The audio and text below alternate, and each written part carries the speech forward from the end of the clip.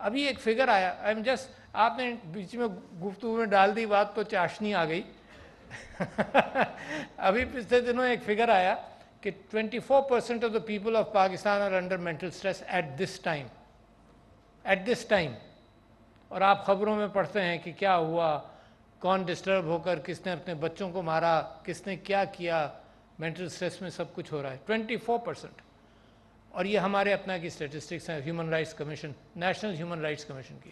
میں آپ کو صرف بتا رہا ہوں کہ کام کتنا بڑا اور پھر لوگوں کی رسپانس کیا ہے. تو میں نے سب کو بلایا, سائیکیٹرسٹ کتنے, یعنی 24% کا مطلب 4 یا 5 کروڑ لوگ اس وقت مینٹل اسٹریس میں ہیں. And I am just taking you through the logistic understanding کہ پرابلم کتنا بڑا اور اس اعتبار سے گفتگو کرنی چاہیے کہ پرابلم کتنا بڑا. تو انہوں نے کہا کہ جی ہاں ہم 100 پیشنٹس کا خیال رکھتے ہیں, ہم اتنے کا رکھتے ہیں, ہم اتنوں کا رکھتے ہیں. تو میں کہا یار تم 5 کروڑ میں سے 100 کی بات کر رہے ہو, 500 کی بات کر رہے ہو, یار do you understand the magnitude of the problem. تو دے سے دے آر ڈوئنگ اٹ. تو دیز تھنگس, پاکستان کو ضرورت کس چیز کی ہے اصل میں, جو رضوان نے بات پوائنٹ آؤٹ کی وہاں سے میں شروع کرنا چاہتا ہوں. It is you and us who have failed, nobody else. ہر مرتبہ ہم اعادہ کرتے رہے ویلیو ایڈیشن, ہر مرتبہ ہم کہتے ہیں جی ایکسپورٹ بڑھانی ہے. اگر آپ 1950 کے اخبارات دیکھیں تو یہی نیتیں ہیں ہماری. تو something is wrong, and that wrongness is not کہ جی آج آ کر ہم انہی چیزوں کا اعادہ کریں. میں تو زبیر موتی والا صاحب, میں تو موہنجودارو سے بات شروع کی نا, واقعی آپ سارا دیکھ لیجئے, ہے نا. پھر تاجر تجارت کو یقیناً آئی انڈرسٹینڈ کہ جی گیس بجلی کا میں کیا کریں گے, آپ کیسے تجارت کریں گے.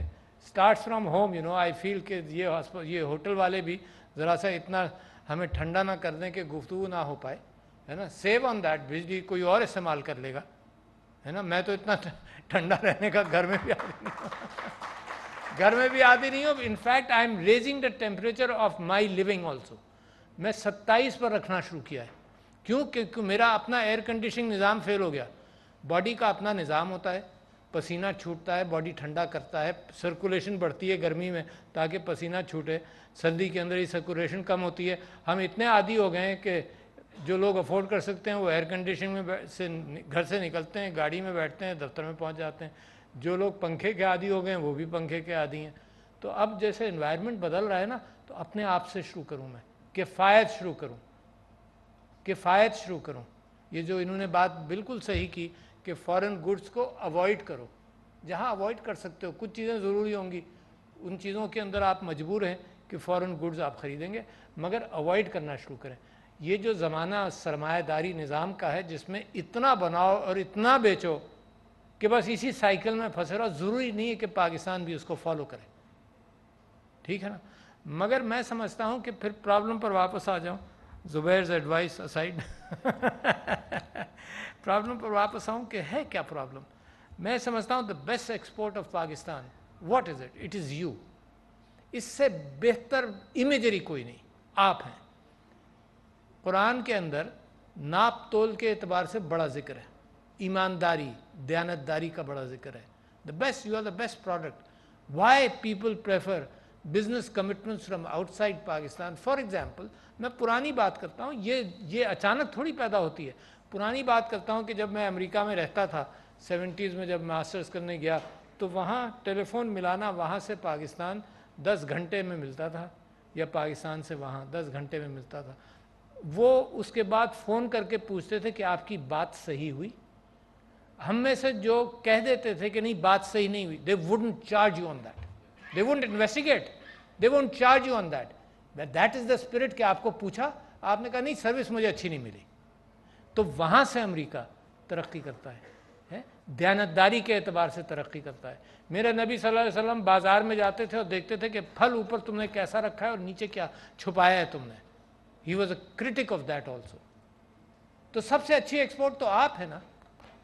اگر میں آپ کو مشورہ دے رہا ہوں, اگر آپ دیانتداری کے ساتھ دنیا میں کام کریں, دنیا قدر کرے گی. اس وقت دنیا کے اندر جھوٹ کا بازار گرم ہے, دوسری قوموں کو بیوقوف بنانے کا بازار گرم ہے. دنیا کی جنگیں اس بنیاد پر ہو رہی ہیں کہ فیک نیوز کا پرچار کیا جاتا ہے.